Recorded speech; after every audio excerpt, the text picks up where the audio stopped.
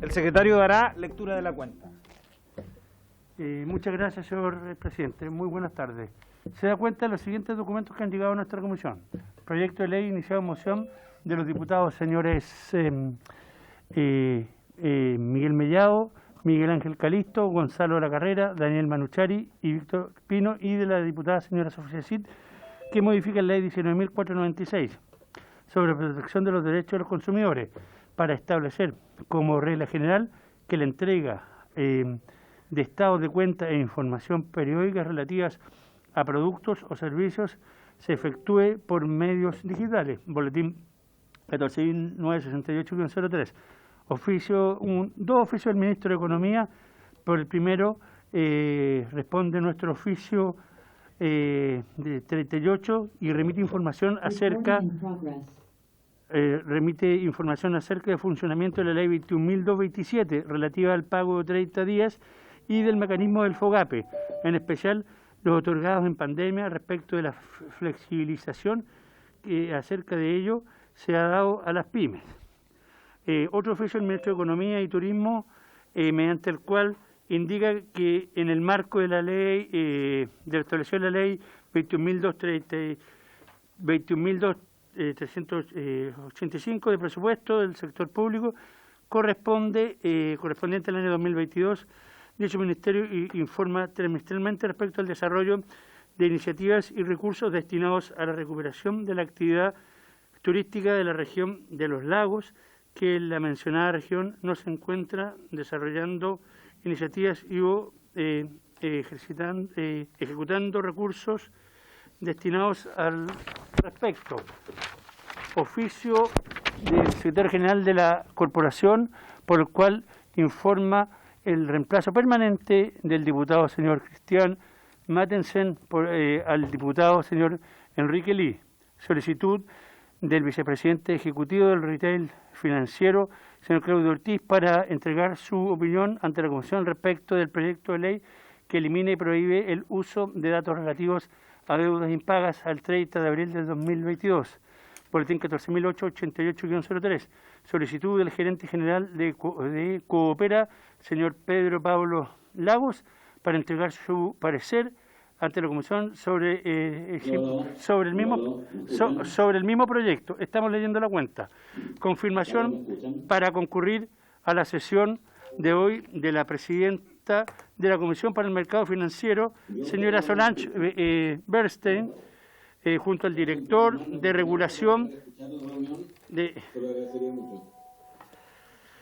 Pide silencio, presidente. Silencio, por favor. Confirmación para concurrir a la sesión de hoy de la subsecretaria de Turismo, señora Verónica Kunze. Confirmación para concurrir a la sesión de hoy del vicepresidente ejecutivo del retail financiero, señor Claudio Ortiz.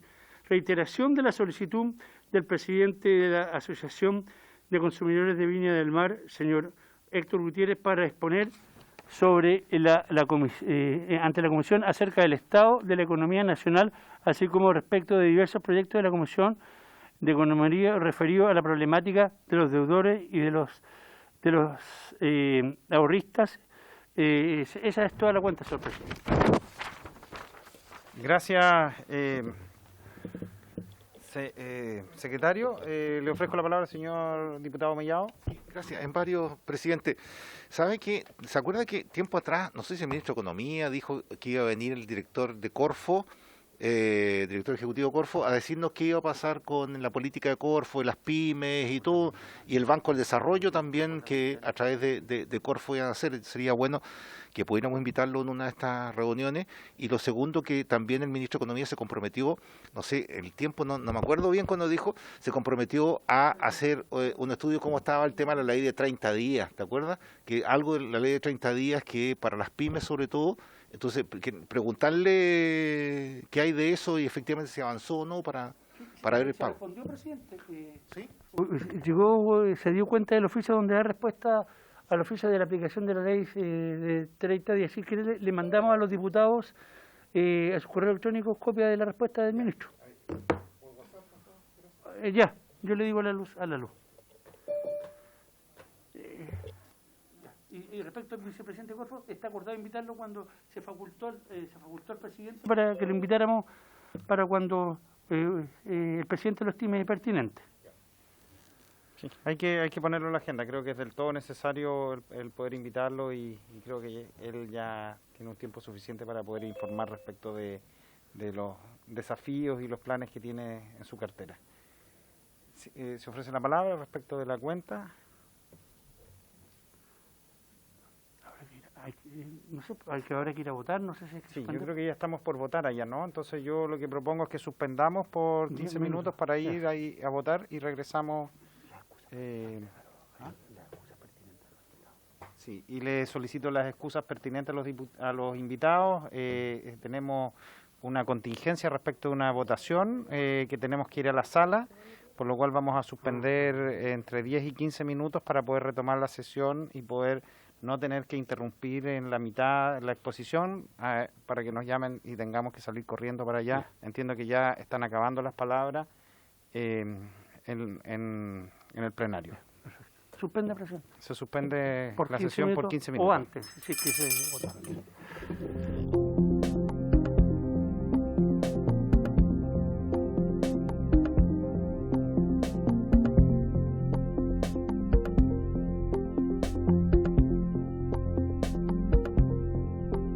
La patria se retoma la sesión, se reanuda. Siempre es con lo... Sí, ofrezco en esta sesión, tiene por Vamos a admitir... sí, vamos a admitir. Sí, Sí, admitamos a los invitados, por favor. a todos, mételo a todos. A todos los invitamos de a uno. A todos, nomás mételo a todos. En primer término, vamos a solicitud de audiencia, vamos a recibir a la subsecretaria de Turismo, señora Verónica Kunze, para que aborde las políticas públicas que implementará el gobierno en materia de turismo. En particular, se refiere a la apertura de fronteras, homologación de vacunas, reactivación económica del turismo, entre otras temáticas atinentes que puede aportar en el marco de sus competencias. Ofrezco la palabra y vamos a solicitarle a los diputados también, como en honor al tiempo, porque tenemos más invitados, que sean extremadamente breves en las preguntas. Muchas gracias. Subsecretaria, tiene la palabra.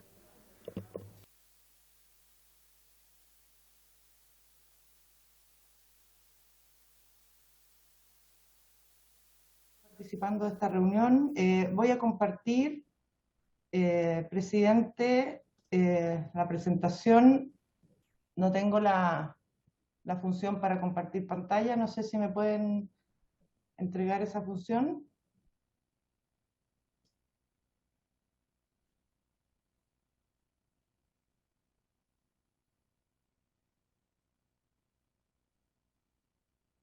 Se supone que está Ahí autorizado. está, ahora sí.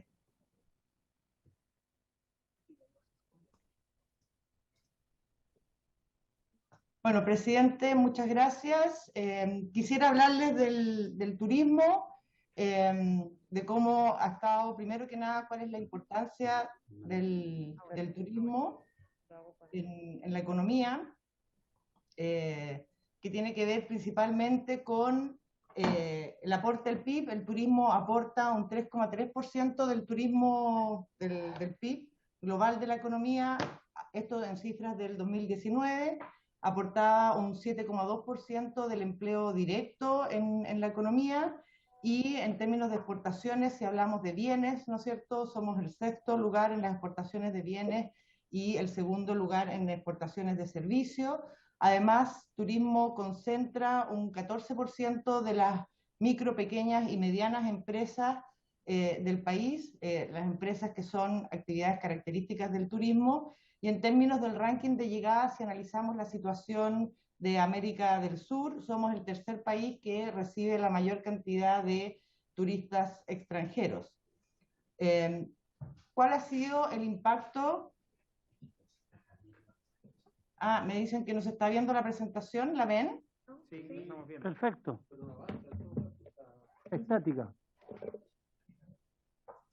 Y cuando cambio de lámina, ¿la están viendo cuando cambio lámina?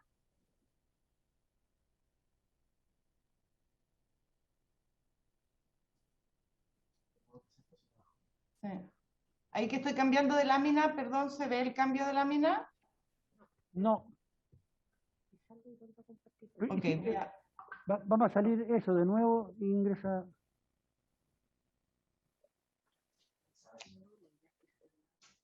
Sí, ¿Ahí se ve el cambio de lámina? ahí sí. Perfecto, Eso. subsecretaria. Perfecto, muchas gracias. Bueno, aquí están, esto ya lo mencioné para no atrasarnos, ¿no es cierto? Lo que quería comentar es el impacto que ha tenido, que tuvo el turismo debido a la pandemia. El principal impacto tiene que ver con la cantidad de divisas y gasto turístico que entra a nuestro país. En el año 2019 estábamos hablando de casi 17.000 millones de dólares entre el gasto de turismo interno y el gasto de turismo receptivo, que son los turistas extranjeros que entran. El año 2020 estamos hablando de solamente 9.000 o cerca de 8.500 millones de dólares.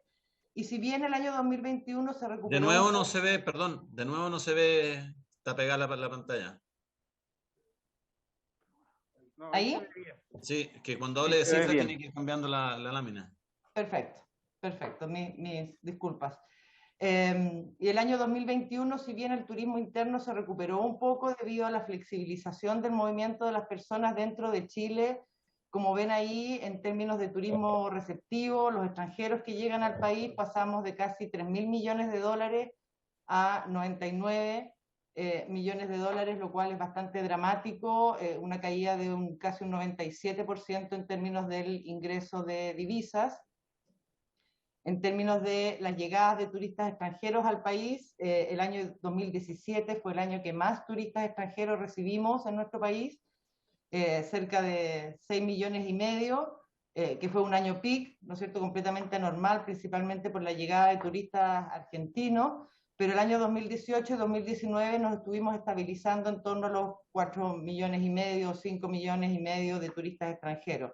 El año 2020 se recibieron un poquito más de 1 millón de turistas y esto gracias a que hubo temporada alta en enero y febrero, pero como vemos el año 2021 en que estaban las fronteras cerradas y los requisitos para ingresar al país eran muy fuertes, tenemos que solamente se recibieron 190.000 turistas extranjeros, o sea, una caída en comparación con el 2019 de un 96%. Respecto al turismo interno, los datos que nosotros levantamos es que el año 2019 la cantidad de viajes con pernoctación, ¿no es cierto?, la gente que va a alojar, a dormir a otro destino, son 53 millones de viajes. El año 2020 nuevamente estamos cerca de 40 millones y eso gracias a que se pudo realizar la temporada alta enero y febrero. Y el año 2021 se recuperó un poco, pero todavía faltan 5 millones de viajes por recuperar en comparación con el 2019, que debo decir que el 2019 igual el turismo se vio afectado por el estallido social que comenzó, digamos, en octubre. Respecto al transporte internacional de pasajeros, esto es un poco la figura más en detalle y un poco la historia más larga de cómo se ha visto el movimiento internacional de pasajeros, que en total, entre los que llegaban y salían, estábamos hablando de 11 millones de pasajeros y el año 2020 pasamos a 3 millones y el año 2021 estábamos cerca de 2 millones de pasajeros. En términos de transporte nacional, llegamos a un pic el año 2019, cerca de 15 millones de pasajeros en transporte nacional y se redujo drásticamente, casi a la mitad, más de la mitad, a 6 millones de pasajeros el año 2020 y el año 2021 logramos llegar a 9 millones, donde se ve una recuperación un poquito por lo que tiene que ver el turismo interno. El mayor impacto y quizás más dramático en términos se refiere a los ocupados, a las personas que trabajan en turismo, las actividades características del turismo, que no son solamente alojamientos, restaurantes, sino que aquí tenemos a la tour operación, a los guías, a varias actividades, ¿no es cierto?, incluso al comercio especializado en turismo, al transporte. El turismo representaba en promedio anual cerca de 650.000 ocupados el 2019, cayó el año 2020 a 450.000 y hay que considerar que de estos 450.000 había aproximadamente 150.000 bajo la Ley de Protección del Empleo, y el promedio anual que observamos el 2021 llegamos a casi 500.000 trabajadores en las actividades características del turismo. ¿Qué es lo que hemos visto este año 2022? Que hemos empezado, se han flexibilizado algunas medidas que son importantes para el desarrollo turístico, pero lo que vamos a ver es que lamentablemente la reactivación aún no llega al sector. Ahí tenemos el gráfico marcado más en azul oscuro, que las cifras suenan como súper importantes, ¿no es cierto?, de cuánto ha cambiado la llegada de turistas extranjeros al país respecto al 2021. Hablamos de aumentos de 200%, 250%, pero hay que considerar que estamos muy por debajo de un periodo normal, estamos por debajo casi un 85% de lo que se observa en un año normal como el 2019 o años anteriores.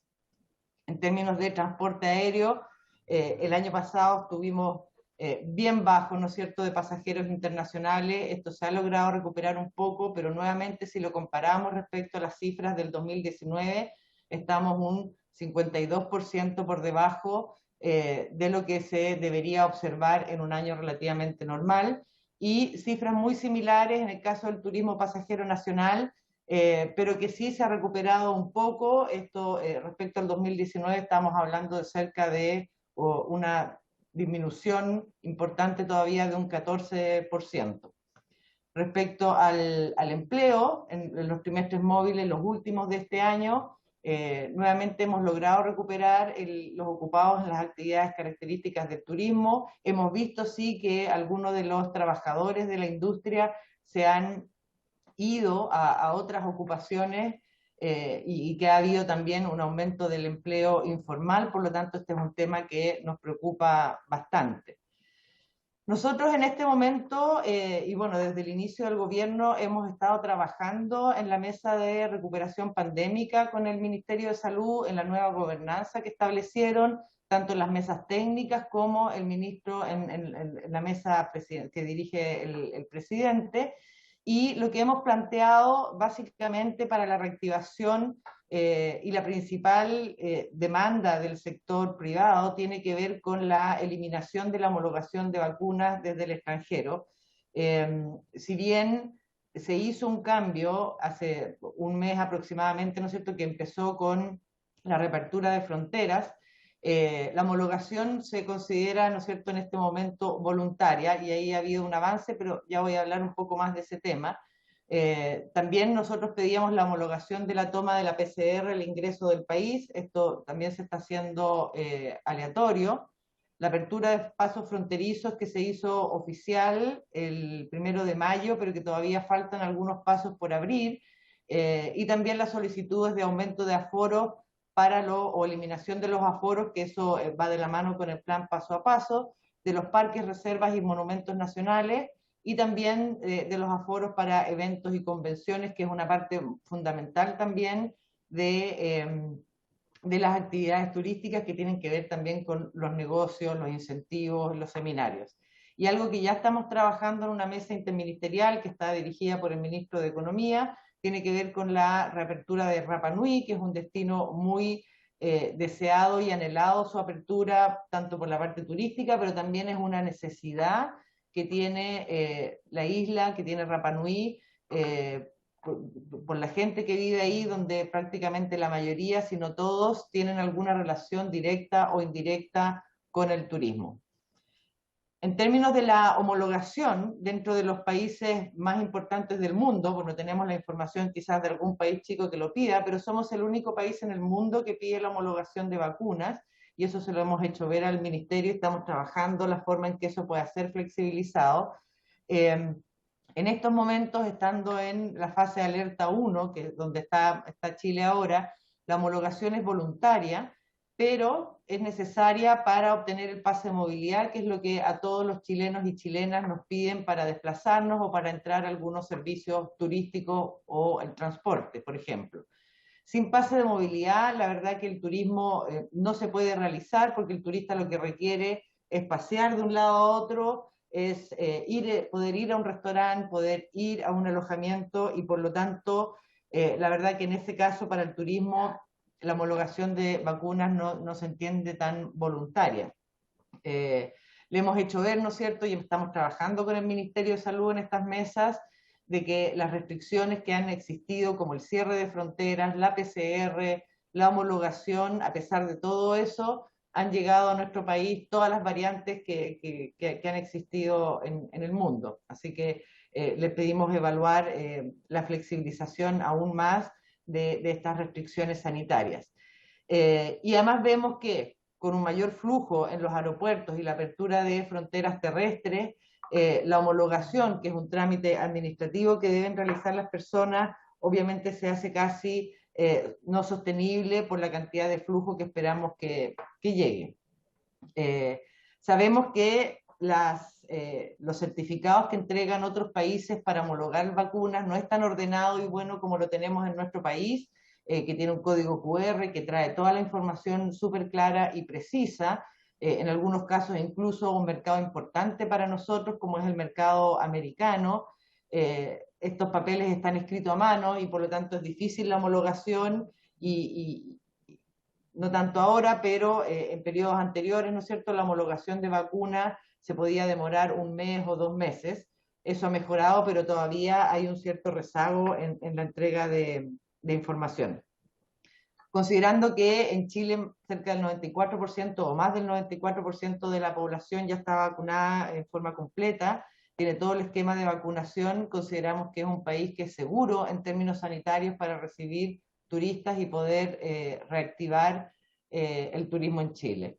Nosotros tenemos una serie de iniciativas, ¿no es cierto?, donde nuestro foco este año y el próximo año hasta que se logre la recuperación del turismo, la reactivación del turismo, ese va a ser nuestro foco en todas las actividades que hagamos, que están también relacionadas, ¿no es cierto?, con el Chile Apoya, pero las actividades específicas tienen que ver con el desarrollo de experiencias turísticas, todo lo que es infraestructura, MOP de apoyo al turismo e inversión pública, también el fortalecimiento de los PMU con los destinos y las SOIT, un plan de atracción de inversiones turísticas que estamos desarrollando, fortalecimiento del capital humano con foco en la mujer, que es parte de lo que se establece en el programa de gobierno. También muy importante, sobre todo para las regiones, para los destinos y las distintas comunas, tiene que ver con el fortalecimiento de las estadísticas económicas, lo que nos va a permitir ir dando con mayor certeza cuál es el impacto que tiene la reactivación en la economía y principalmente en las regiones y distintas localidades. La digitalización y la innovación también está relacionado con eso y cómo llegar a mayor datos para que la toma de decisiones sea con mayor certeza, lo que tiene que ver también con la inteligencia turística territorial y todo esto, ¿no es cierto?, enmarcado en la sustentabilidad, la adaptación al cambio climático, que nos parece un foco fundamental. Y todo esto lo estamos plasmando, lo vamos a plasmar en una Estrategia Nacional del Turismo 2030 que sea descentralizada, que incluya las necesidades y las opiniones y las consideraciones que tienen los territorios para el desarrollo del turismo. Muchas gracias, presidente. Eso era lo que quería comentarles y mostrarles un poco, digamos, cuál es el efecto que ha tenido la pandemia en la industria y un poco las razones por las cuales todavía consideramos que no estamos llegando a la reactivación como queremos llegar y como necesita esta industria poder llegar en el futuro. Gracias, subsecretaria. Sin duda alguna, el tema del turismo es de mucha preocupación en esta comisión. Indudablemente acá vemos parlamentarios en donde el turismo constituye una de las principales fuentes de ingreso económico de las familias, por lo cual el poder conocer cuáles son los planes del gobierno al respecto tiene mucha importancia. Le damos la palabra al diputado Lavín, me ha solicitado para hacer consulta. Gracias, presidente. Saludar a los colegas, a la subsecretaria. Es impactante ver en cifra el efecto que ha tenido la pandemia en el sector del turismo. Y respecto a eso quisiera preguntarle a usted, en la exposición vemos que el 14,1% de las MIPYMES están relacionadas con el sector del turismo. Yo no sé si nos podría dar en cifras cuántas son esas MIPYMES, saber cómo se han visto afectadas en esta pandemia, cuántas de esas empresas han quebrado. Yo no sé si existe ese diagnóstico, poder saberlo también por regiones, si no lo tiene a mano, poder enviarlo a la comisión para saber cuáles son las regiones que más se han visto afectadas. Y preguntarle respecto al programa que se hizo el año 2020, que era el Reactiva Turismo, que fue un programa que se hizo a través de Cercotec, que buscaba entregar recursos directos a las empresas del turismo. Creo que eran 20.000 millones de pesos que se iban a entregar en hasta monto de 3 millones de pesos. No sé si existe información respecto a cómo resultó ese programa, cuántas empresas se vieron beneficiadas. También saber cuántas empresas del turismo recibieron préstamos FOGAPE. Y por último, preguntar si existe, más allá del trabajo en infraestructura y otras cosas, ¿cierto?, más genéricas, si existe algún proyecto de este tipo de inyección de recursos directo al sector del turismo que tenga previsto realizar el gobierno. Muchas gracias. Gracias, diputado Lavín. No sé si hacemos una ronda de preguntas mejor y después le ofrecemos la palabra a la subsecretaria para que cierre. Está abierta la palabra. Diputado. Gracias, señor presidente. Gracias, señora subsecretaria, por su exposición. Pero quisiera hacer alguna pregunta. A mí me gustan las cosas más concretas realmente.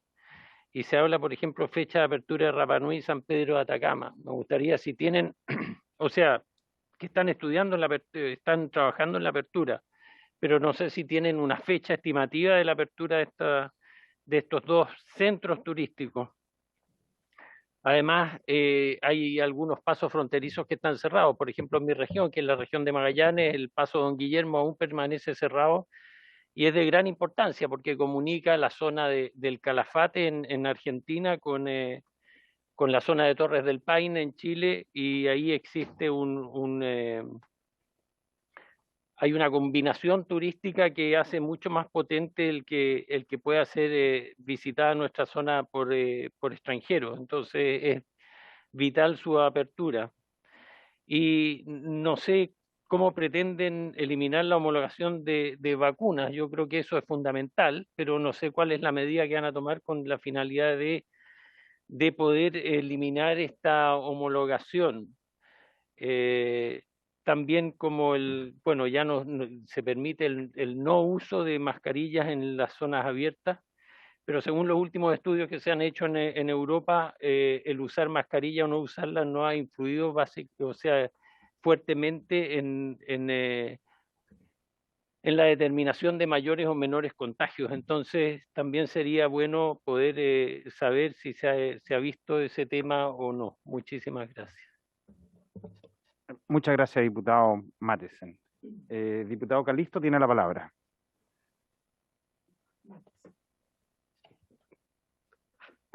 Muchas gracias, presidente. Por supuesto que agradezco la presentación y quiero, bueno, sumarme a lo que ha dicho mi colega diputado de Magallanes. Me representa plenamente y entre Patagones nos entendemos. Pero además yo quisiera hacer una consulta. Quizás lo mencionó, pido las excusas porque llegué un poco tarde, pero quisiera ver cómo va a funcionar esta relación entre el gobierno y los gobiernos regionales, el gobierno central y el gobierno regional, a propósito de los planes de promoción turística. Esto generalmente ha sido financiado por los gobiernos regionales, entonces ahora con esta nueva modalidad yo entiendo que se va a mantener, pero no lo tengo muy claro, se han generado algunas dudas en las regiones. Eso es lo primero.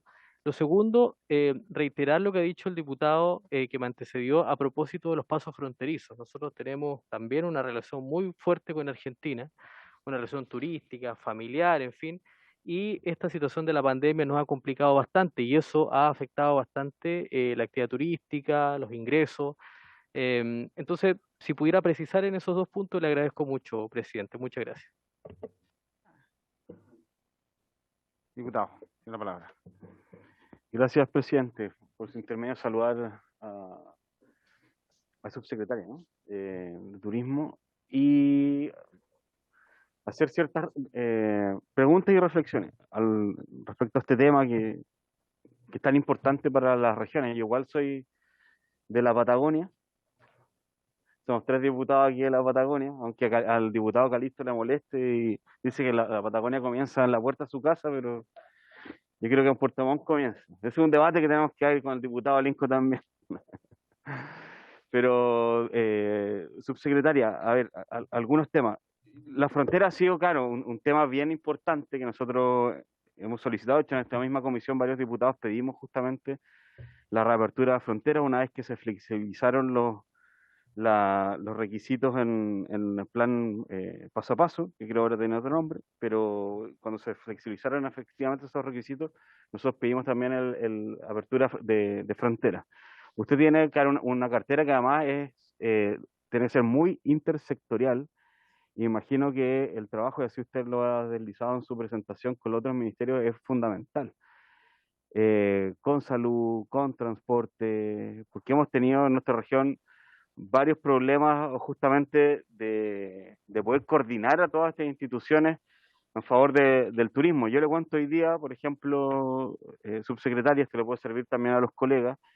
Nosotros estamos muy contentos por la reapertura de los pasos fronterizos. Nosotros creo que tenemos uno aún que permanece cerrado, pero tenemos, por ejemplo, algunas cosas que mejorar con salud, porque hay funcionarios que hoy día los tienen que enviar a la frontera, funcionarios de salud que no estaban en esos espacios, que no tienen lugares habilitados para estar, por ejemplo, en la cordillera, muertos de frío, sin las instalaciones, para poder hacer los controles que tienen que hacer a los extranjeros. Es un tema que, por lo menos en la región, a mí me lo han expresado algunos funcionarios, que no están en condiciones de poder estar en esos lugares, y a pesar de que hoy día están ahí, ven que las condiciones son muy precarias, desde, digo, las instalaciones, la ropa, una serie de situaciones que hay que justamente mejorar con las autoridades regionales. En los lagos, subsecretaria, hemos tenido problemas con conectividad, con las barcazas, problemas graves de conectividad con barcazas en verano, dado el aumento del flujo de turistas nacionales. Y para finalizar, yo creo que el tema de la homologación de las vacunas, porque varias personas que trabajan en el mundo del turismo me han expresado esto, pero queda muy claro en su presentación que aquí básicamente lo que hay que buscar es ver qué hacer con los pases de movilidad, porque puede entrar alguien sin la homologación, pero después sin tener pase de movilidad, claro, queda bastante restringido su acceso a distintos espacios, a restaurantes, por ejemplo, u otro tipo de comercio. Y solo para terminar, preguntarle si en términos de las perspectivas de futuro de esta comisión, si es que se ve en el futuro próximo, cercano, alguna agenda legislativa de la subsecretaría de proyectos de ley que podría presentar acá en la Cámara de Diputadas y Diputados. He dicho, presidente. Muchas gracias. Gracias, diputado Bernales. Sigue la palabra abierta. No habiendo más palabras, le damos la palabra a la subsecretaria para que pueda responder las consultas de los honorables diputados. Muchísimas gracias, presidente, y muchas gracias por todas las consultas. Paso a responder, espero que todas. Si se me queda alguna entre medio, les pido que me la repitan. En términos de la información de las micro, pequeñas y medianas empresas, efectivamente, el año 2019, entre todas las actividades características del turismo, habían 185.000 empresas y estas bajaron a 170.000, o sea, tuvimos una pérdida de aproximadamente 15.000 empresas que se dedicaban a las actividades características del turismo.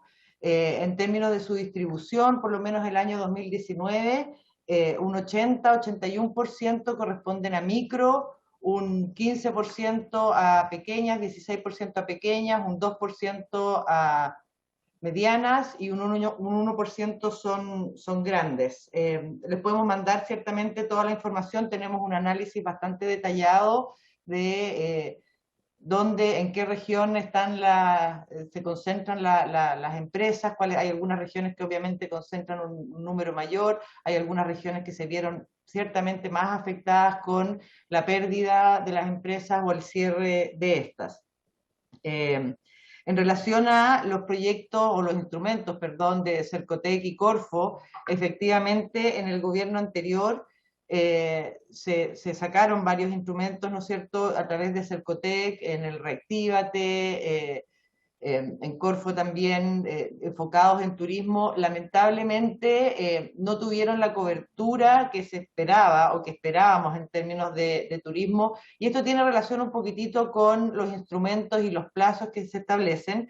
Dentro de el Chile Apoya de este gobierno existe una priorización para el caso del turismo para focalizar instrumentos de Corfo y Cercotec, así como también está priorizado culturas, que es otro sector que se ha visto fuertemente afectado y que todavía no logra la recuperación. Y la idea es impactar entre ambos, ¿no es cierto?, a cerca de 120.000 empresas. Entonces estamos trabajando con Corfo y Cercotec para que haya una mayor cobertura, para que se disminuyan algunas restricciones, como por ejemplo el tema del copago o la cantidad de tiempo que están arriba los instrumentos, con lo cual las empresas pueden postular. Respecto al FOGAPE, la verdad que el acceso de la industria turística, de los emprendimientos y empresarios turísticos fue bastante bajo. Del total de los FOGAPes entregados, solamente un 4,5 aproximadamente llegó a empresas turísticas, y eso tiene que ver con, y principalmente fueron otorgadas por Banco Estado, donde ahí se sostuvieron varias reuniones con ellos, y estamos viendo ahora la forma de que eso se pueda reactivar. Porque lo que está ocurriendo en estos momentos, ¿no es cierto?, es que las empresas, las que accedieron al FOGAPE 1, luego tuvieron que solicitar el FOGAPE 2 para poder empezar a pagar el FOGAPE 1, y ahora que la reactivación aún no llega en su totalidad, están bastante aproblemadas con un problema de liquidez importante. Creo que ahí respondí las principales preguntas del diputado Lavín. Respecto a la apertura de Rapa Nui, es un problema efectivamente interministerial, donde hay un problema con una familia local que está con el aeropuerto, hay un problema sanitario de la capacidad que tiene el hospital para recibir casos COVID, que básicamente no tiene capacidad para recibir casos COVID graves, hay un problema de los insumos, y eso entonces, una cosa se está trabajando con bienes nacionales e interior, otra cosa se está trabajando con salud. Nosotros por nuestro lado, junto con el Ministerio, también estamos trabajando con los servicios turísticos, con la municipalidad de Rapa Nui, porque una vez que se determine abrir, obviamente los servicios turísticos tienen que estar preparados para recibir a los turistas que van a llegar, ¿ya? La verdad que la apertura, si bien no hay una fecha, se han conversado algunas fechas que se esperaba quizás en junio o julio. También estamos coordinando con la empresa LATAM, ¿no es cierto?, que es la única que vuela a Rapa Nui. Así que son varias coordinaciones, pero esperamos que efectivamente están todas en mesas y en conversaciones, así que esperamos que la isla pueda abrir prontamente. En relación al paso Don Guillermo, eso es un tema que nos preocupa. El ministro, de hecho, fue la semana pasada a Magallanes acompañando al presidente y nos comprometimos como gobierno de hacer todas las gestiones posibles, y yo de hecho mañana tengo una reunión con el gobernador, la delegada presidencial y distintas seremis, ¿no es cierto?, de salud, de interior, de economía, para dar una apertura al paso Río Don Guillermo, que sabemos que es el más importante en términos turísticos de la región. Respecto a cómo eliminar la homologación de vacunas, nosotros lo que hemos planteado al Ministerio de Salud es que empiece a considerar, dado que somos el único país en el mundo, de los principales países, ¿no es cierto?, que pide esta homologación. Aquellos países que lo tenían ya lo eliminaron. Lo que le estamos solicitando es que nuevamente nos adecuemos a lo que realizan los países, que es que en el equivalente al C-19 que las personas tienen que llenar cuando ingresan a nuestro país, puedan subir los antecedentes de vacunación, y por lo tanto esto le entregue automáticamente, digamos, un acceso para la llegada a Chile. El tema de la homologación voluntaria de vacunas, lo que está produciendo ahora es que efectivamente pueden llegar personas que no estén vacunadas a nuestro país, y esas personas, si bien no pueden entrar a servicios turísticos, a transporte, etcétera, pero sí se está permitiendo la entrada de personas no vacunadas, lo cual tampoco es la idea. Y lo mismo tiene que ver, ¿no es cierto?, con ir monitoreando qué es lo que pasa con las variantes en el mundo entero, cómo están llegando esas a Chile, para ver cómo trabajamos el tema de la mascarilla en espacios abiertos.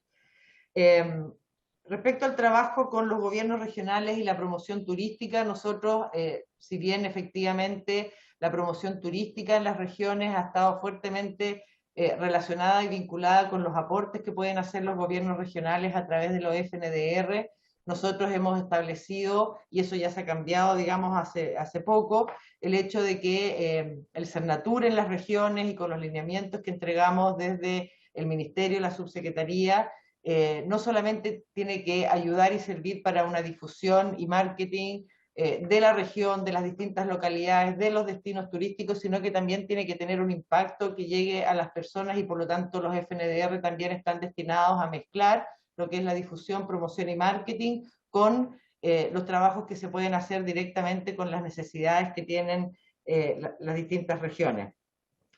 Hicimos un levantamiento de los principales pasos turísticos que se mantienen cerrados y estamos pidiéndole a Salud e Interior que nos reporten efectivamente cuáles son las problemáticas. Uno de ellos, como ya dije, el río Don Guillermo en Magallanes y algunos que durante la temporada invernal permanecen cerrados por las condiciones. También estamos estableciendo que obviamente tienen que tener la capacidad y la calidad, no solamente para los funcionarios que están ahí para realizar las distintas actividades que se requieren, sino que también obviamente para los turistas que pueden trabajar ahí. Nosotros entendemos, y de hecho en nuestra ley de turismo tenemos un comité de ministros del turismo donde hay 7 ministros, incluyendo al ministro presidente, que es el ministro de Economía, y por lo tanto entendemos que parte fundamental del trabajo que nosotros hacemos, si bien no hay cosas que nos competen directamente a nosotros, pero sí tenemos la función principal de ser los gestores de que las cosas ocurran, a pesar de que varias de ellas no dependan directamente de lo que nos faculta a nosotros la ley, y por lo tanto parte muy importante es el Comité de Ministros del Turismo, y que tiene una bajada regional con los comités espejo que están presididos por el Ceremi de Economía, Fomento y Turismo, donde participa el director regional de Sernatur, y junto con todos los Ceremis que están relacionados con el comité de ministros. Respecto al pase de movilidad, efectivamente lo que nos ha dicho Salud es que no se le puede pedir a los extranjeros, o no se les puede no pedir a los extranjeros lo que se le pide a las chilenas y los chilenos y a los residentes en Chile. Por lo tanto, si a nosotros nos piden pase de movilidad por un tema de equidad, tiene que pedirse también a los extranjeros. Pero estamos viendo efectivamente la evolución de la pandemia, que lamentablemente ahora los números están aumentando, pero nuestro objetivo es poder balancear las restricciones sanitarias, que entendemos que la preocupación de la salud de las personas es lo más importante, pero eso tiene que estar balanceado con una actividad económica que permita subsistir a las personas y a las empresas. Cosas, por ejemplo, como barcazas, caminos, accesos, eso es algo que está dentro de nuestro plan de trabajo, por ejemplo, con el Ministerio de Obras Públicas o con las instituciones que correspondan, dependiendo los casos que sean, así que eso sí está dentro de nuestra planificación. Creo que ahí, presidente, respondí a todas las consultas. Muchas gracias, subsecretaria. Creo que sin duda alguna ha sido muy importante su participación para poder aclarar todas las dudas respecto a los diputados y diputadas de esta comisión. Le agradecemos su invitación, le agradecemos su presencia y la voluntad de poder estar presente junto a nosotros. Y bueno, agradecidos, vamos a continuar nosotros con la tabla. ¿Cómo? Se puede retirar, subsecretaria, y nuevamente. Muchas gracias, presidente, muchas gracias a todos los diputados y diputadas. Muchas gracias. Para continuar con la tabla, hoy día continuamos con la discusión del proyecto de ley iniciado en moción de los diputados señor Daniel Manucheri, Boris Barrera, Alejandro Bernales, Miguel Ángel Calisto, Miguel Mellado, Daniel Melo, y las diputadas señoras Dani Sartudillo, Ana María Bravo, Sofía Cid y María Luisa Cordero, que elimina y prohíbe el uso de los datos relativos de deudas impagas al 30 de abril y establece las sanciones que indica el boletín 14.888-03. Para recibir la opinión respecto a esta iniciativa legal se encuentran invitados el presidente de la Confederación Nacional de Micro, Pequeña y Mediana Empresa CONAPYME, señor Héctor Sandoval, el vicepresidente ejecutivo del Retail Financiero, señor Claudio Ortiz, quien asiste junto a su abogado asesor, señor Renato Gijena, y la presidenta de la Comisión para el Mercado Financiero, la CMF, señora Solange Bernstein, quien asiste junto al director general de Regulación Prudencial, señor Luis Figueroa, y al director general jurídico, señor José Antonio Gaspar. Vamos a darles, por favor, 10 minutos para que puedan intervenir, puesto tenemos horario de término y a propósito de, se nos acotó el horario, le vamos a dar la palabra al presidente de la Confederación Nacional de Micro y Pequeña Empresa, señor Héctor Sandoval. ¿Está el señor presidente de CONAPYME? ¿Se encuentra presente? Presidente de CONAPYME. Parece que no está, señor presidente. Porque le reiteramos invitación y no acusó recibo de la reiteración. Ok, no hay problema. Entonces vamos a darle la palabra a la presidenta de la Comisión para el Mercado Financiero, la señora Solange Bernstein. Tiene la palabra, señora Solange. Muchas gracias por su intermedio, presidente, y agradecer la invitación a compartir la visión de la Comisión para el Mercado Financiero respecto de este proyecto. Y paso a compartir mi pantalla, me avisan si la están viendo.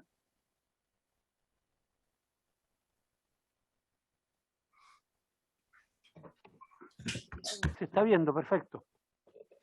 ¿La ven bien? Perfecto, se ve bien.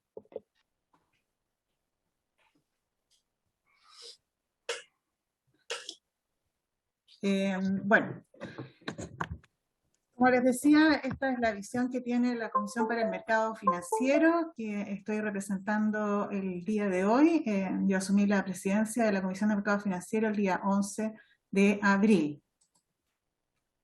La presentación la voy a tratar de hacer bastante más breve, en beneficio del tiempo de todos, y justamente vamos a ir a comentar muy brevemente el rol de la Comisión para el Mercado Financiero para luego entrar al proyecto de ley propiamente tal. Respecto al rol de la Comisión para el Mercado Financiero, comentar que tenemos tres mandatos principales. Uno tiene que ver con la solvencia del sistema financiero, que tiene el foco en la seguridad de las personas, de sus ahorros, de los depósitos que hacen en instituciones bancarias, de la provisión de seguro, de tal forma de que estos compromisos se cumplan por parte de las instituciones financieras y que no tengamos un problema de inestabilidad que sabemos que son tan costosos. Respecto a la protección del usuario, que es nuestro segundo mandato, tenemos un foco en transparencia y evitar abusos, temas que son muy importantes, puesto que un sistema financiero se basa en la confianza de las personas y justamente para cumplir un rol como corresponde, se deben tomar todas las medidas necesarias para una adecuada conducta de quienes participan en el sector financiero. Y por último, desarrollo, que tiene que ver con innovación, con nuevos servicios y productos, con acceso de la ciudadanía, de las personas, de los hogares, de las empresas, a los productos financieros que al final del día son tan necesarios para las personas y las empresas. En ese sentido, vamos a ver ahora cómo se relacionan estos mandatos con la importancia que tiene la información financiera para que esto funcione adecuadamente, y eso está entonces dentro del perímetro y el centro de lo que mira la Comisión para el Mercado Financiero. Cuando hablamos de solvencia, la información es muy importante para lograr una adecuada gestión de riesgo, y de esa manera las instituciones financieras tienen la solidez suficiente para poder justamente enfrentar sus compromisos. Y la Comisión para el Mercado Financiero se le reporta esta información justamente para desarrollar un marco de regulación y ejercer su actividad de supervisión, fiscalización. En términos de protección del usuario, la información también es importante para evitar exceso de endeudamiento de las personas o de las empresas y que se puedan encontrar en una situación de mayor vulnerabilidad. Y también es importante la información para buscar las mejores condiciones posibles para acceder a crédito. En el caso de desarrollo o acceso, la información también es importante porque un comportamiento de pago positivo permite acceder a mejores condiciones. Y en ese sentido, la información también es valiosa para lograr un adecuado acceso a servicios financieros. Ahora, ¿con qué información se cuenta hoy día? En el caso de la Comisión para el Mercado Financiero tenemos el registro de deuda. Ese registro de deuda que mantiene la CMF tiene como propósito el entregar información, que las entidades nos entreguen información a nosotros y nosotros a su vez entregarla a las instituciones para una adecuada gestión de los riesgos de esas instituciones y al mismo tiempo se le entrega un servicio a las personas con un informe de deuda. A las instituciones financieras se les entrega entonces información agregada a nivel individual para cada una de las personas y eso también permite hacer adecuada gestión de riesgo de crédito. En el caso de los registros privados de deuda, que también existen, el BICOM, para poner el más conocido, en ese caso solamente información negativa, a diferencia del registro que tiene la CMF, que tiene información que llamamos tanto positiva como negativa, es decir, el buen comportamiento de pago también se ve reflejado en la información que mantiene la Comisión para el Mercado Financiero. No así en el registro privado, que solamente tiene información negativa, es decir, las deudas impagas, los protestos. Y estos son entregados en reportes comerciales. Han habido distintas iniciativas para mejorar los sistemas de información. Estas son leyes recientes, en el caso de la Ley General de Banco, se amplía el conjunto de reportantes al registro que comentábamos recién que mantiene la Comisión para el Mercado Financiero. Nosotros entonces como comisión hemos emitido la regulación para incorporar a ese perímetro de reportantes a los emisores de tarjeta no bancaria. Además, se mejoró el registro hace algún tiempo para aumentar la frecuencia de la información de deuda a información semanal, que se va actualizando semanalmente. También están los proyectos de ley de datos personales, actualmente en trámite, el registro consolidado de deuda, también en trámite, y en el caso de las normas, se han emitido normas para mejorar la gestión de los datos.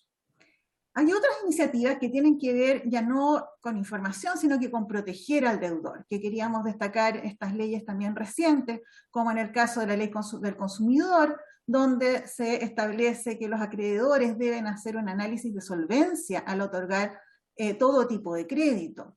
Este es un reglamento que tendría que emitir entonces en las próximas semanas o meses el SENAC. En el caso de Basilea III, normativa de la CMF, ha implementado lo que es la Ley General de Bancos, en términos también de los cargos de capital, de la solvencia requerida para los bancos para justamente tener una mejor gestión de esos riesgos. En el caso de también la ley de operaciones de crédito, donde se prohíbe el anatocismo, el cobrar intereses sobre intereses, en el caso de los intereses moratorios, o el límite a las comisiones, que también se incorporó en la nueva ley de agentes, que también tenemos normativa que está en desarrollo en la Comisión para el Mercado Financiero. Hay algunas otras iniciativas de la Comisión para el Mercado Financiero, como las herramientas que están en la página web para comparar créditos hipotecarios, hay difusión de información, hay un plan para hacer educación financiera, donde encontramos material en el sitio de la CMF. Ahora, ¿en qué situación nos encontramos hoy día respecto al endeudamiento y la mora? Porque entendemos la preocupación que existe por parte de la población en general y que está detrás de la iniciativa que hoy día comentamos, que la deuda y la incapacidad de pagar esa deuda efectivamente genera mucha frustración y preocupación en la población en general.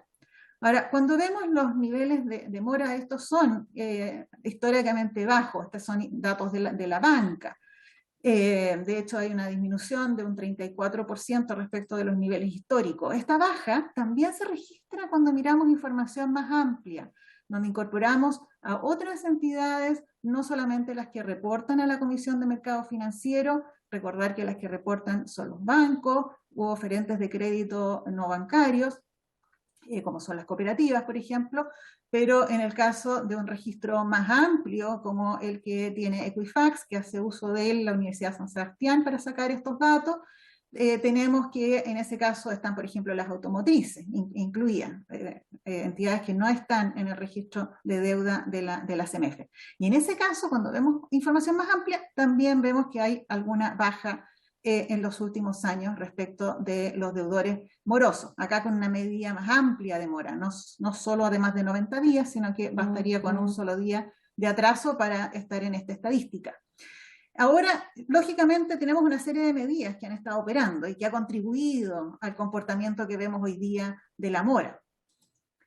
Ahora, cuando miramos el nivel de deuda, también tenemos una luz de alerta y que hay algunos hogares que están efectivamente muy endeudados. Cuando miramos la estadística, si bien es cierto, un 40% de los hogares que tiene deuda tiene una carga financiera que es menor al 10%, es decir, que destina menos del 10% al pago de deuda, de su ingreso al pago de deuda, hay otro segmento importante, un 16% de los deudores que tiene una carga financiera muy alta, que destinan un 50% de su ingreso o más al pago de deuda. Estamos hablando de 800.000 personas. Por lo tanto, hay niveles de endeudamiento que efectivamente preocupan. Ahora, respecto del proyecto de ley que estamos aquí comentando, quisimos dividirlo en dos componentes, porque el proyecto de ley tiene algunas características que son distintas de proyectos de ley anteriores que son de similar alcance. En términos del que llamamos el primer componente, que es la restricción de comunicación. El proyecto de ley, de manera similar a lo que fueron iniciativas anteriores, restringe la comunicación de la información de los impagos exigibles hasta antes del 30 de abril y con un capital inferior a 2,5 millones. Por lo tanto, entonces, respecto del stock, no tendríamos disponible esa información y respecto del flujo, esta se empezaría a reportar. La eliminación de todos los datos es un segundo componente, que en la redacción particular que tiene la iniciativa hoy día, lo que se dice es que los responsables de los registros deberán eliminar todos los datos relacionados a las referidas deudas. Y en este caso, entonces, es más difícil poder dimensionar el alcance que podría llegar a tener la redacción actual que tiene el proyecto de ley. En términos de los efectos para las instituciones financieras, este segundo componente, este segundo elemento, altera las estadísticas para hacer una adecuada gestión de riesgo al interior de las instituciones financieras y lamentablemente entonces tendría un impacto sobre la capacidad o resiliencia de estas instituciones. El proyecto de ley entonces incluso de alguna manera no queda tan claro el de qué forma podría eventualmente afectar la capacidad incluso del cobro de deudas si es que no se tiene ninguna información. Y en el caso de la CMF se pierde también información para la fiscalización. Ahora, cuando vemos el potencial impacto de un proyecto de ley de estas características, pero centrándonos solo en principio en el primer componente, simplemente el restringir la comunicación de información. El conjunto de beneficiarios es bastante amplio, estamos hablando de 3,5 millones de personas como potenciales beneficiarios de una iniciativa como esta. Este número es bastante grande y considera a personas que tienen desde un día de retraso a personas que tienen 3, 4 o 5 años de morosidad, de créditos que están en condición de impago. Por lo tanto, es un conjunto amplio de personas que incluye a personas que tienen desde un atraso muy menor a personas que efectivamente tienen impagos de larga data. Ahora esto es mayor que lo que había el 2012 porque hay también un mayor número de deudores. El crédito está más extendido de lo que era en aquella fecha. Ahora, si bien es cierto, entonces tenemos un conjunto amplio de personas como potenciales beneficiarios de la iniciativa. Lo que vemos de la experiencia del año 2012 es que muy rápidamente quienes estaban en una situación de impago volvieron a tener una situación de impago. Por lo tanto, pasa a ser un alivio temporal. Las personas que no estaban en mora, a su vez, se enfrentaron a condiciones más restrictivas de crédito, a un encarecimiento del crédito. Entonces, por un lado tenemos un alivio temporal, para algunas personas, y por el otro tenemos una situación que puede afectar al conjunto más amplio de deudores, no solo a los que están en impago, sino que a quienes tenían deuda al día. Y en ese sentido, cuando miramos al número de personas total, tenemos más de 8 millones de personas que tienen deuda, con potenciales clientes que pueden querer acceder a un nuevo crédito y que se podrían enfrentar a condiciones más restrictivas. La experiencia del año 2012 nos muestra que las tasas de interés, luego de la aprobación de esa reforma, aumentaron entre un 0,5 y un 1,5%, y que en el caso de los montos a financiar, eran un 50% de los montos anteriores. Por lo tanto, se redujo el acceso a crédito a un costo financiero más alto a partir de esa experiencia. ¿Y en qué situación nos encuentra hoy día el sistema financiero? ¿Cómo se encuentra hoy día en términos del crédito? Lo que observamos es que en términos del crédito estamos en una zona más bien de debilidad de la demanda y algo más restrictiva también la oferta. Tuvimos una demanda más fuerte algún tiempo, pero hoy día está más debilitada. Por lo tanto, tenemos un mercado del crédito que está menos dinámico. Y en ese contexto, el mayor restricción podría tener algún impacto. Déjenme pasar rápidamente a las conclusiones. La CMF entiende la preocupación a la que responde esta iniciativa. Sin embargo, se sugiere explorar alternativas que mitiguen o eviten las consecuencias negativas que podrían tener esto sobre personas o los intermediarios financieros. En particular, considerando la redacción actual del proyecto, que eventualmente se podría perfeccionar si es que la iniciativa continúa. El proyecto de ley tiene un alcance mayor que los proyectos previos, como comentábamos, ya que requiere que la información de deudores sea eliminada por las entidades de crédito y todos los registros, por lo tanto es más difícil entender un poco más el alcance de ello. Borrar información tiene consecuencias negativas para el acceso al crédito de deudores, y esto deteriora las tasas y condiciones de crédito, y eso es importante tenerlo en consideración. De similar manera, limitar la información aumenta el riesgo de sobreendeudamiento, agravando un problema que ya es severo en algunos hogares, y debilita de alguna manera algunos esfuerzos que se han hecho. El proyecto genera riesgos a la adecuada gestión y supervisión, y esto podría eventualmente debilitar la cultura de pago, que tenemos una buena cultura de pago en nuestro país. Falta información de morosidad para la banca y los intermediarios, y también debilita las herramientas de supervisión de la Comisión. En Chile no existe información consolidada de deuda. Es un proyecto de ley que hoy día está en trámite en el Congreso. Esta es una brecha que tenemos respecto a otros países, y eso ha sido reconocido en evaluaciones internacionales. La CMF seguirá trabajando en asegurar que las instituciones usuarias del registro de deuda mantengan un estricto apego a la ley. En eso estamos abocados a fiscalizar el cumplimiento que nos corresponde fiscalizar. La CMF está disponible para apoyar el diseño de mejoras al sistema de información crediticia con el adecuado resguardo de los datos personales. Lo anterior con el objeto de mejorar la adecuación de los productos financieros, su acceso y condiciones. Y de esa forma entonces fortalecer el sistema financiero en beneficio de las personas. Gracias. Muchas gracias, doña Solange. Le solicito a esta comisión que podamos hacer una prórroga de 20 minutos para poder escuchar al resto de los invitados. No, no me acuerdo. Le damos la palabra al señor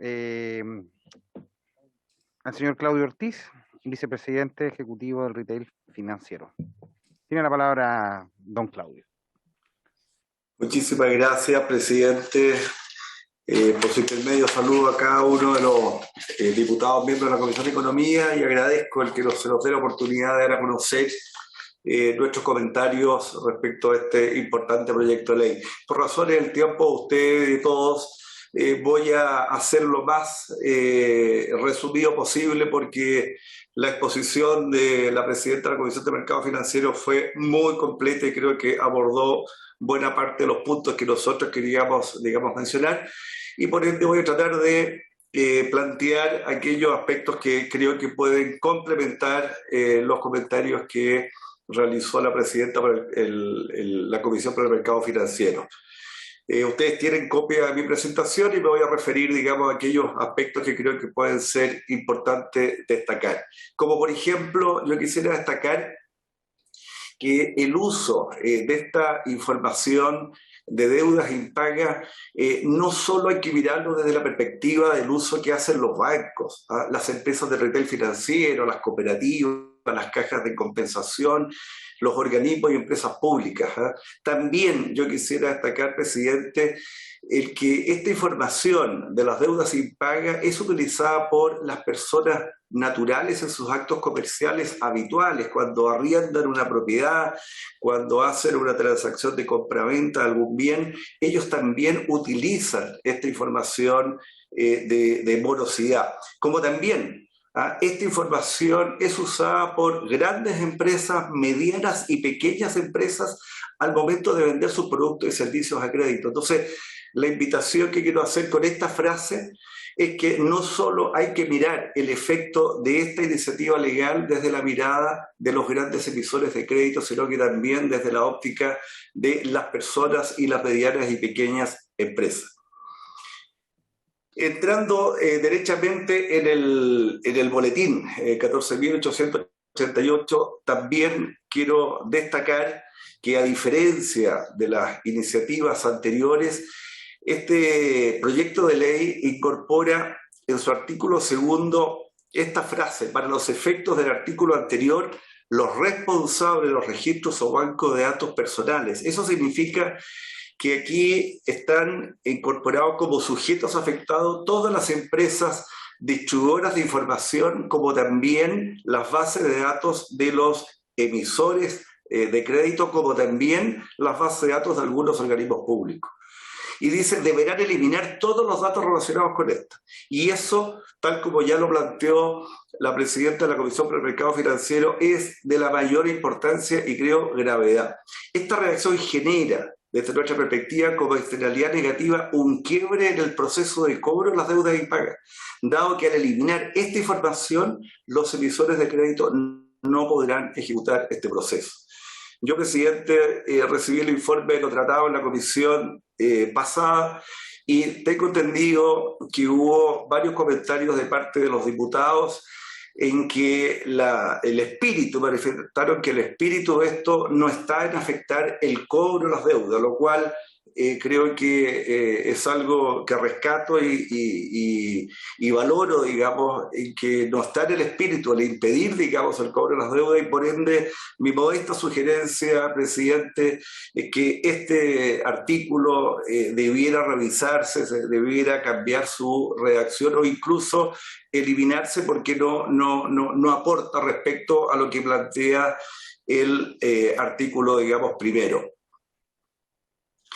Quiero también rápidamente invitarlos a mirar esta iniciativa de la prohibición de comunicar datos, de mirarlo desde dos ángulos distintos, desde la incoherencia regulatoria como también desde la superposición regulatoria. Hablando de la incoherencia regulatoria, resulta de que en junio del año 2020 se puso en funcionamiento la Ley de Portabilidad Financiera. Este proyecto de ley afectará el funcionamiento, digamos, de esta ley, porque habrá menos información y eso va a terminar afectando a las personas que quieran ejercer su derecho de portarse a otra institución financiera. También, y ya fue mencionado en la presentación anterior, esta norma limitará la aplicación del artículo 17N de la Ley Pro Consumidor, promulgada en diciembre del año pasado. Este artículo exige a los emisores el análisis de solvencia económica previo al otorgamiento de un crédito. Por lo tanto, al borrarse esta información, ese artículo se verá limitado en su aplicación práctica. Y también los invito a mirar esta iniciativa legal desde la perspectiva de la superposición regulatoria. Hay ya excepciones permanentes y específicas que quiero destacar. Desde el año 2012 ya está prohibido el uso de la información crediticia al momento de contratar algún servicio asociado a la salud. Lo dispuso expresamente el artículo 8 de la ley 20.575.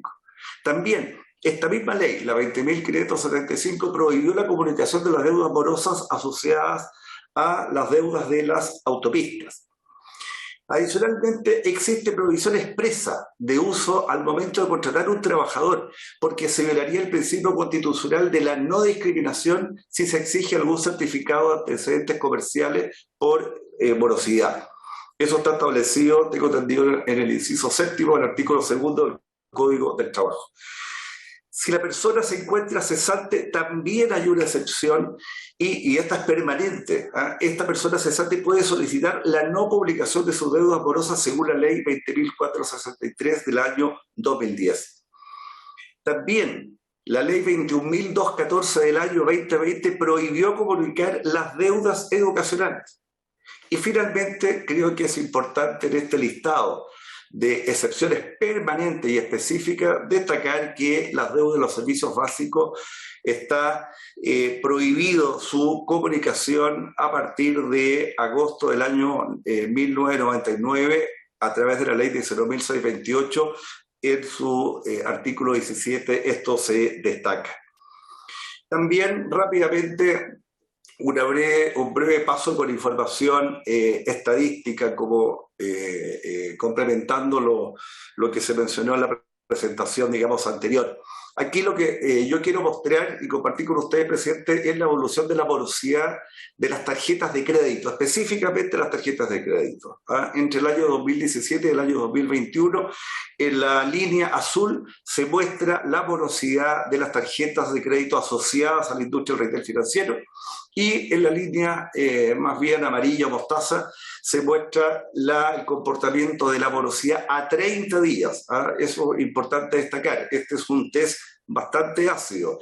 En la presentación anterior, Solange Bernstein presentó la morosidad a 90 días. Esta morosidad es sobre 30 días, mucho más ácida, y este es el comportamiento que tenemos en promedio. La morosidad de las empresas de retail financiero históricamente han estado en torno al 8,8%, subimos al 12,1% en los momentos de la pandemia del año 2020, y hoy día esta morosidad al 31 de diciembre es en torno al 4,7%. O sea, ha caído considerablemente, y la morosidad de la banca está en torno, de las tarjetas bancarias, está en torno al 1,2%.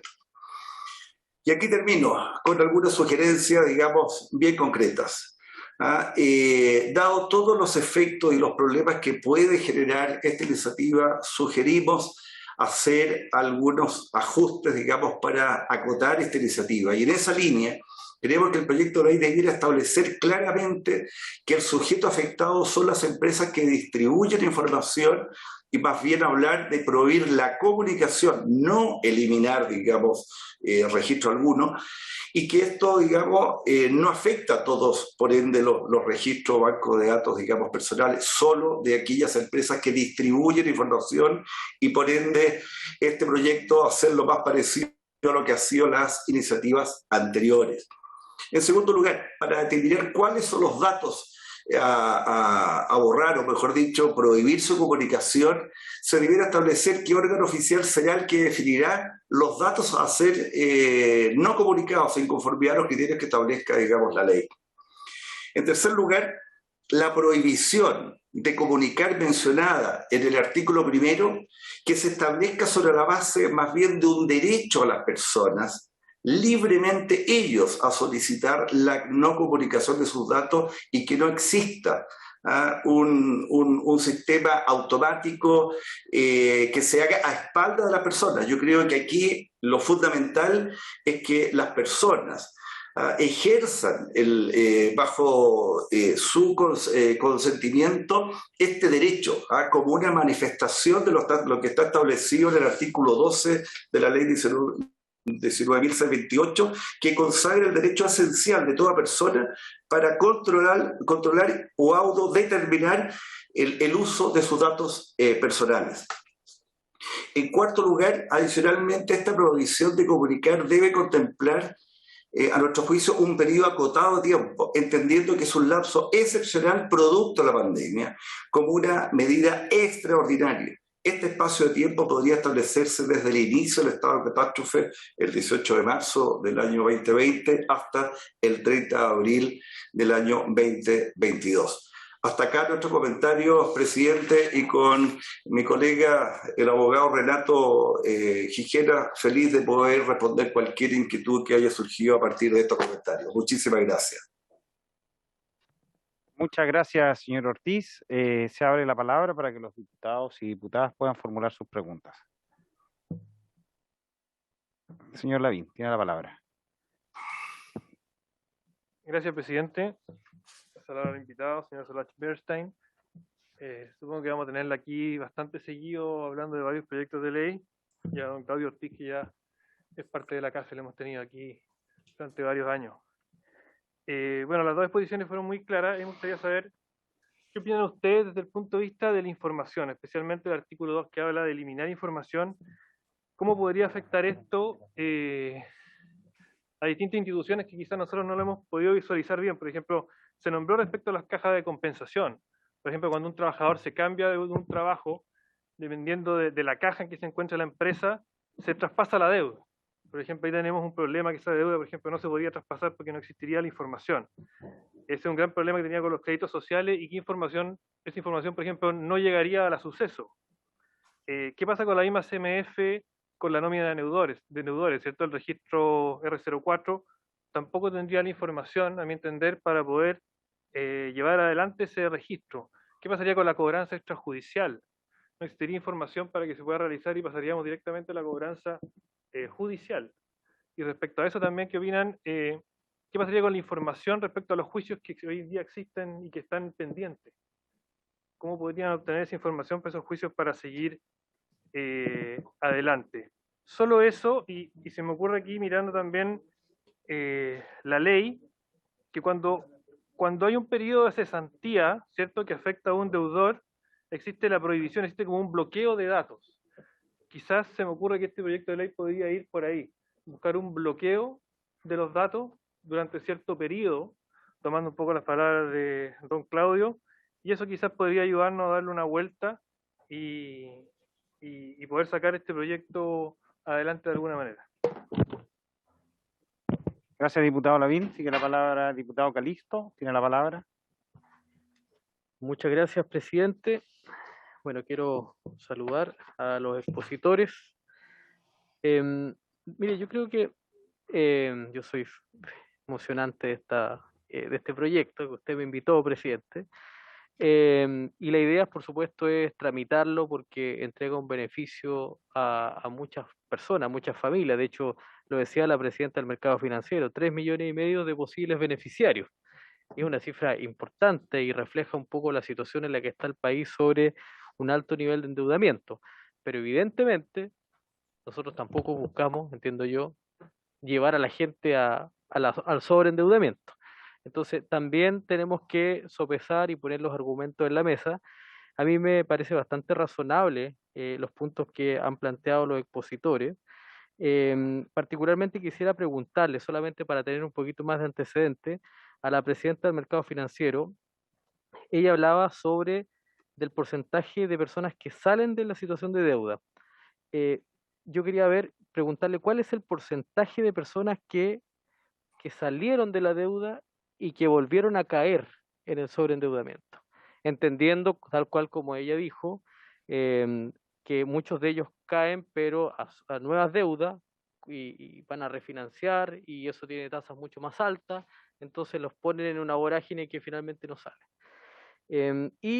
A propósito de lo que ha dicho el expositor Ortiz, a mí me parece que es bastante interesante lo que dice respecto de precisar, sobre todo lo relacionado con el artículo segundo, respecto de el borrar los datos, porque yo entiendo que acá nosotros no estamos con el interés de borrar la deuda, digamos.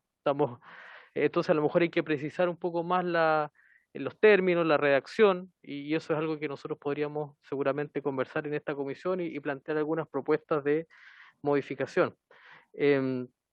Eso por el momento, presidente. Después quiero hacer una propuesta respecto, si es posible, no sé cuál es el trámite que usted ha definido o la comisión respecto de la tramitación de este proyecto, pero yo creo que sería bueno a lo mejor escuchar a otros actores, Yo estuve revisando los que han estado, a lo mejor sería bueno complementar un poco más para tener una idea más global y más acabada del proyecto. Gracias. Sigue abierta la palabra.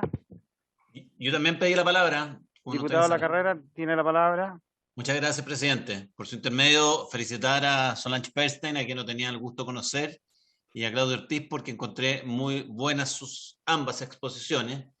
Y creo que en forma contundente reflejan que este proyecto, si bien es cierto, tiende a ayudar a un grupo importante de personas, también genera un daño colateral que no es menor.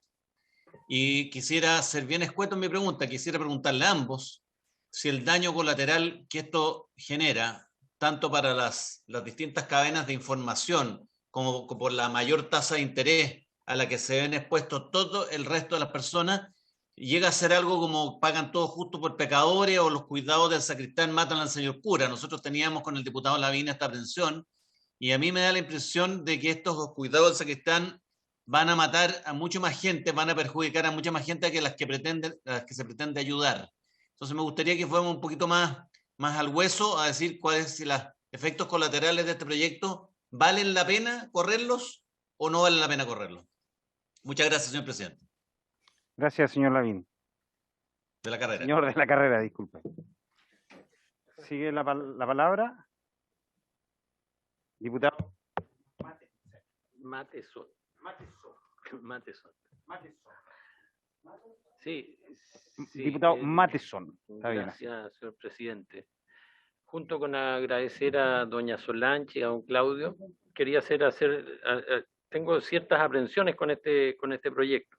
La verdad es que hoy día recién hoy día me incorporo a esta comisión y me surgen dudas acerca, por ejemplo, del monto que se estableció de 2,5 millones y otras cosas, pero que no pretendo tocar en este momento.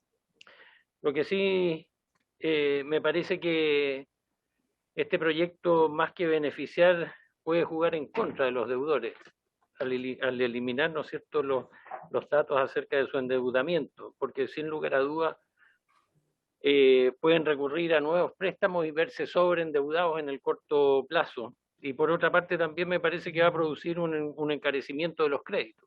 Si las instituciones financieras no tienen datos acerca de quiénes son deudores morosos, sin lugar a duda el riesgo a que se enfrentan es mayor y va a producir un encarecimiento y van a terminar pagando justos por pecadores.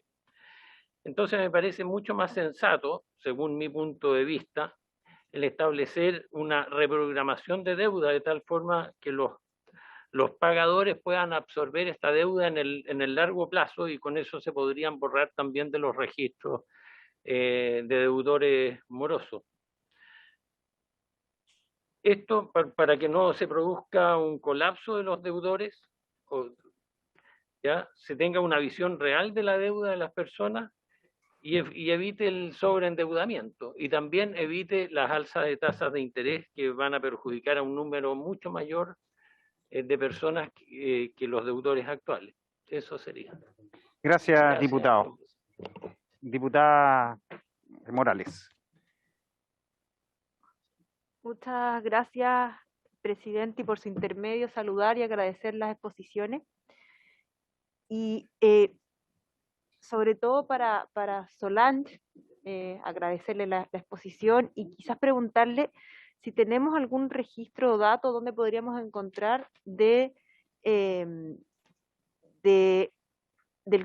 comportamiento del préstamo informal, no sé cómo se denomina coloquial, los prestamistas, cómo se ha comportado, claro, cómo se ha comportado ese mercado del cual no tenemos datos y no sabemos de alguna manera el efecto que ha tenido estas distintas medidas o las antiguas leyes en ese mercado, porque a veces por proteger para no sobreendeudar podemos llevar a personas a mercados que son mucho más lesivos que los que están regulados.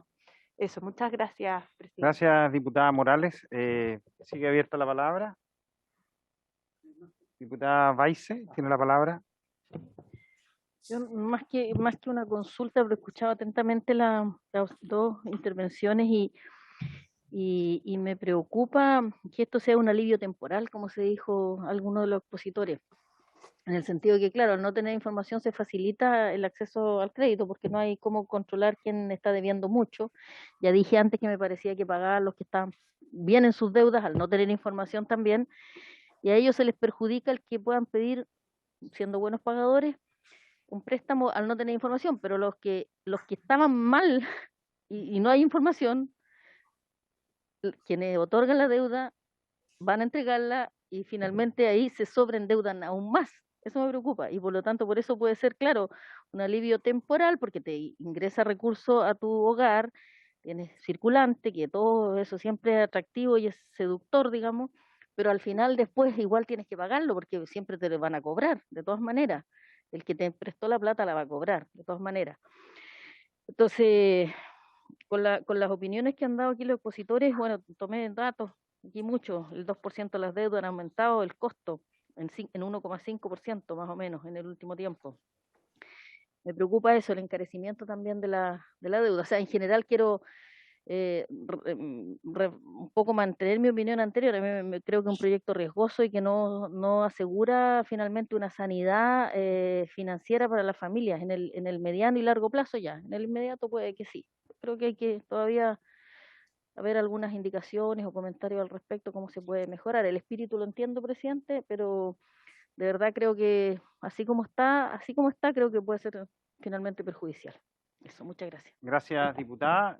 Vamos a ofrecer la palabra a los invitados para que puedan responder. Le pedimos sí brevedad porque nos quedan 5 minutos de sesión y le vamos a pedir, por favor, para que puedan responder. Doña Solange.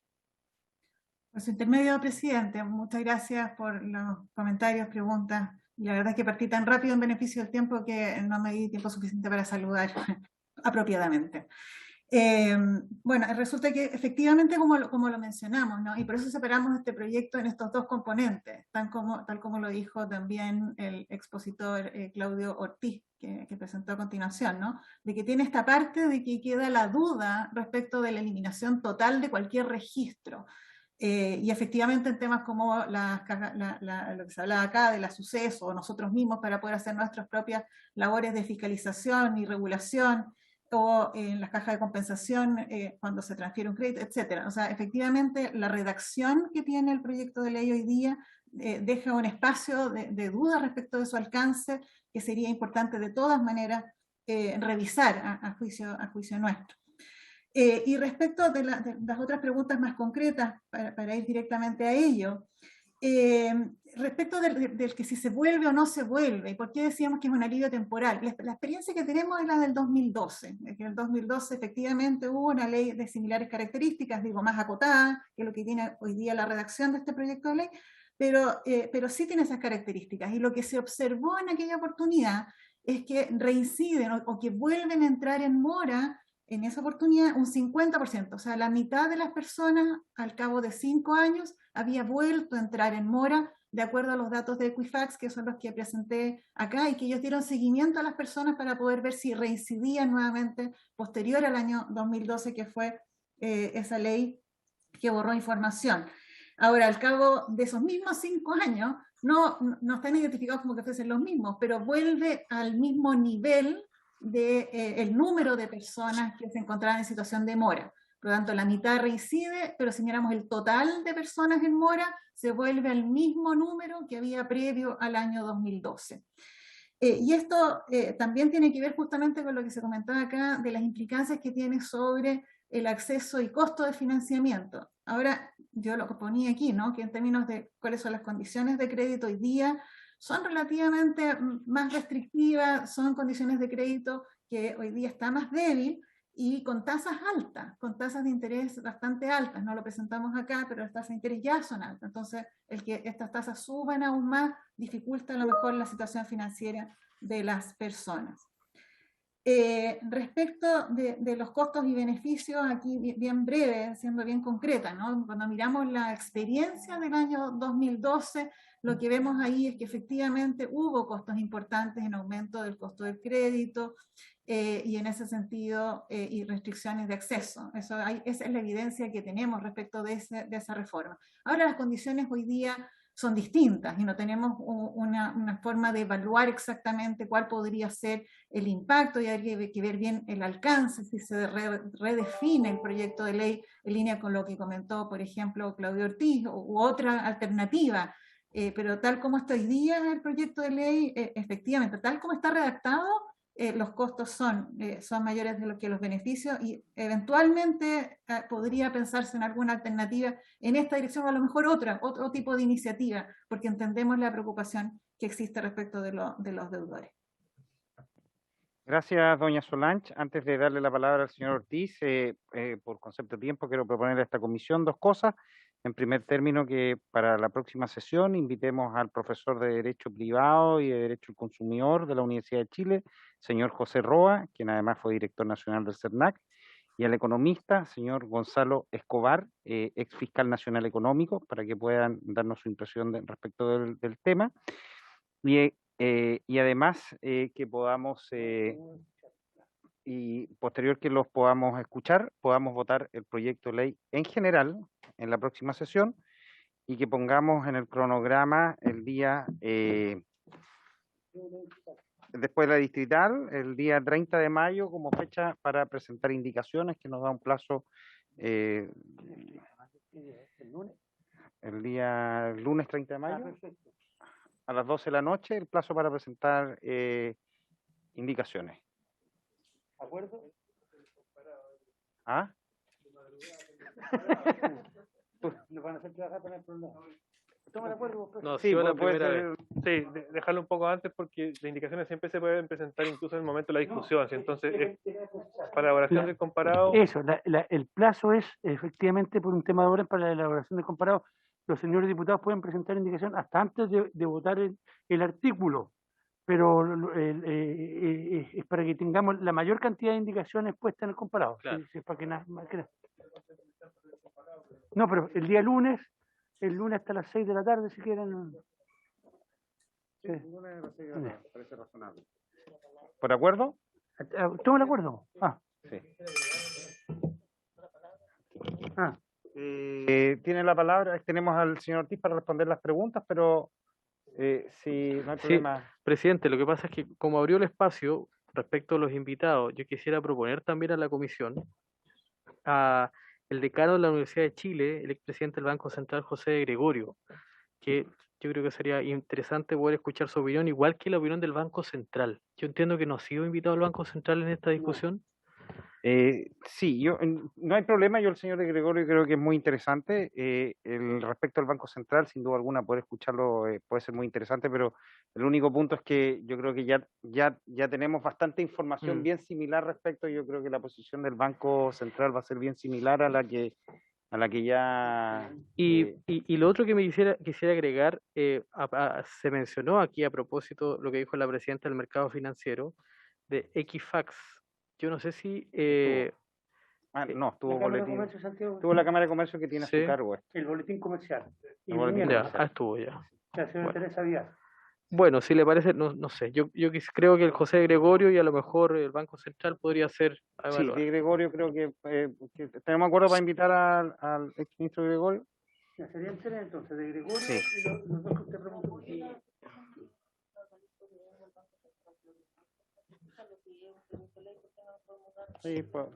Sí, yo por otra parte quería proponer que se invite a don Lucas del Villar como académico y exdirector de CERNAC.